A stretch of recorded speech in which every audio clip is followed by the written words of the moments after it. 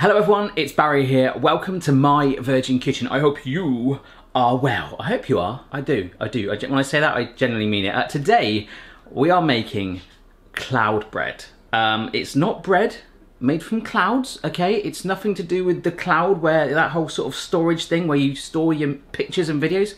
I still don't get that. Like, where does it go? It's a really quick, easy, extremely light, low carb alternative to bread, and it primarily uses eggs and cream cheese. I'd not heard of it before, so this is me attempting it, showing you how I got on, and I really think you're gonna love this. So the ingredients and steps, method, all that stuff are on myvirginkitchen.com. Head on over, have a little browse, find other stuff while you're there as well, but this is how you do it. First thing you're gonna do is separate your eggs. Now I've got various gadgets that do that, but I still like to go quite rustic from time to time and do the good old egg separating with a knife. So get your egg yolks in one bowl and your egg whites in another. We're gonna start with the egg whites first of all and whip them with an electric whisk, starting to beat them, and then add in the cream of tartar, which is actually like a stiffening agent, which is really good for making meringues and stuff. It gives them real strong peaks. It's really, really good. So that goes in there, and just keep going, keep whipping away until you've got a lovely meringue. Now into the other bowl is gonna go your egg yolks, the cream cheese, which I still don't understand why that necessarily goes in there, and the sugar. Now pour that all in there,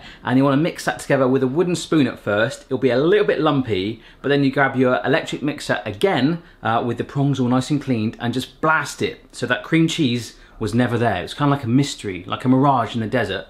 It was never there. So you should be like a very thin yellowy colour. Now what you want to do is take your extremely strongly whipped egg whites and gradually add them in with the egg yolk mixture. You want to fold it through, but just really gently and as least as possible, so you can keep as much of that volume, it feels like a shampoo advert or something, in there as you can.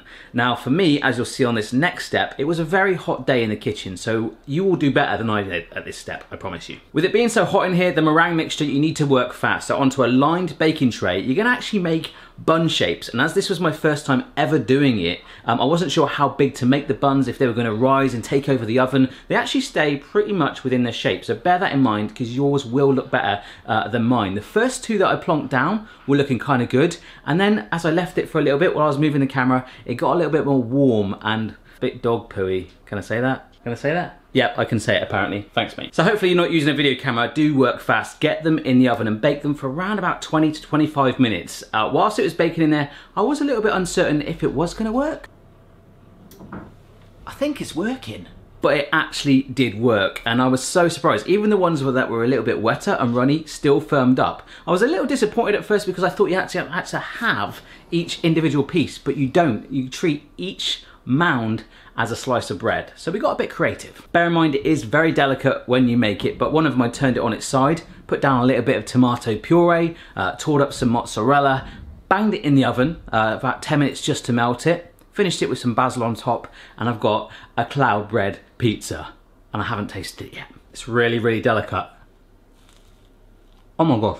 It is so light. It kind of has the resembling texture of a Yorkshire pudding actually. Let's try and have some on its own. It does taste like bread as well. Then I turned it up a notch. I cooked up a burger patty in a pan until it was nice and charred and blitzed, which totally wound up the pugs. They were well in that zone. So by using two slices, I guess that's what we're going to call it, of the cloud bread, whacking down our patty, and I got a little bit crazy with mayonnaise, I must add, tomatoes and lettuce on there, I managed to make a cloud bread burger. A clowger. Like a cowgirl? Oh, yeah. Maybe too much mayo. Of course, to bring it back to its roots, to make it feel like bread, we made a good old turkey sandwich. A little bit of spread on there. I know for some countries you don't generally do that in a sandwich. We love it here in the UK, okay? A little bit of turkey on there, avocado, lettuce, tomato. Oh. And there it is. Oh, so good. I think out of those three there, the burger was probably the wettest out of it, so it has kind of fallen apart over there. But what I love about this, just like all my other videos, I'm trying to inspire you guys to cook too. So you see my little bit of errors in terms of the meringue when I made it. It was so hot in here. Just make it, be very careful with it, and shove it in your oven as quick as you can. Make it as big as you can. Send me your pictures. I would love to see your attempts and customizing cloud bread. Remember to subscribe for regular recipes and food fun. Follow me on social media for behind the scenes bits and bobs, and also check out the My Virgin Kitchen weekly podcast. It's amazing. See you next time, guys. Congratulations, you made it to the end of the video. Here's your pug paws.